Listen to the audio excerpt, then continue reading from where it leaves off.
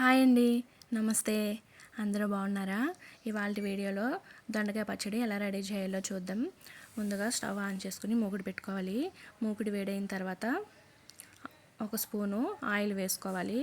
Oil వేడైన తర్వాత అర స్పూను జీలకర్ర వేసుకుని వేయించుకోవాలి. జీలకర్ర వేగిన తర్వాత ఒక ఎండుమిరపకాయ ముక్కలుగా చేసుకుని వేసుకోవాలి. తర్వాత 2 స్పూన్లు పచ్చిశనగపప్పు వేసుకోవాలి. పచ్చిశనగపప్పు లో ఫ్లేమ్లో పెట్టుకుని వేయించుకుంటేనే బాగా వేగుతుంది. హై ఫ్లేమ్లో పెట్టుకుంటే మాడిపోతుంది, కానీ లోపల వరకు వేగదు. ఇలా మాడిపోతే పచ్చడి అనేది టేస్ట్ బాగోదు. శనగపప్పు వేగిన తర్వాత 2 పచ్చిమిరపకాయలు విరుపుకొని వేసుకోవాలి.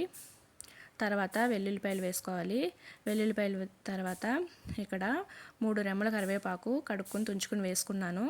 ఇక్కడ మీ దగ్గర కొత్తిమీర ఉన్నా కూడా కొంచెం కొత్తిమీర వేసుకోవచ్చు. ఈ తాలింపు బాగా వేగిన తర్వాత శుభ్రంగా కడుక్కుని చిన్న చిన్న ముక్కలు కట్ చేసుకున్న దొండకాయ ముక్కలు ఈ తాలింపులో వేసుకోవాలి. ఈ తాలింపు అంతా ఈ దొండకాయ ముక్కలకు బాగా పట్టిలా కలుపుకోవాలి.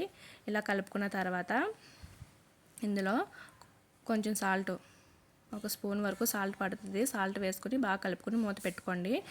మూత పెట్టుకున్న తర్వాత మగ్గుతాయి. మధ్య మధ్యలో కలుపుకొని ఉంటే మాడిపోవు. మధ్య మధ్యలో కలుపుకొని ఇలా చూసుకోవాలి. దొండకాయ వేగిందో లేదో చూసుకోవడానికి గరిటె పెట్టి గట్టిగా నొక్కితే ఇలా మెత్తగా విరిగిపోతే దొండకాయ వేగినట్టే. దొండకాయలు వేగిన తర్వాత ఇక్కడ నేను చింతపండుకు బదులుగా వాక్కాయలు వాడుతున్నాను. ఈ వాక్కాయలు ఈ వర్షాకాలం సీజన్లో బాగా దొరుకుతాయి. ఈ సీజన్లో జలుబు, దగ్గు, అజిత్ వంటి సమస్యలు వస్తాయి కాబట్టి వీటిని తింటే మంచిది. ఈ వాక్కాయలు అరుగుదలను కూడా బాగా పెంచుతాయి. అందుకు కూరల్లో చింతపండుకు బదులుగా ఈ వాక్కాయలను వాడుకోవచ్చు. ఇవి పుల్లగా ఉంటాయి కాబట్టి చూసుకుని వేసుకోండి. నేను ఈ కడుపుతున్న గరిటతో ఒక గరిటె వరకు వచ్చాయి, అవి వేసుకున్నాను. పులుపు ఇలా సరిపోతుంది. దొండకాయలో కూడా కొంచెం పులుపు ఉంటుంది కాబట్టి ఆ మాత్రం సరిపోతుంది. వీటిలో పుల్లగా ఉంటాయి కాబట్టి విటమిన్ సి ఉంటుంది కాబట్టి రోగనిరోధక శక్తి పెరుగుతుంది.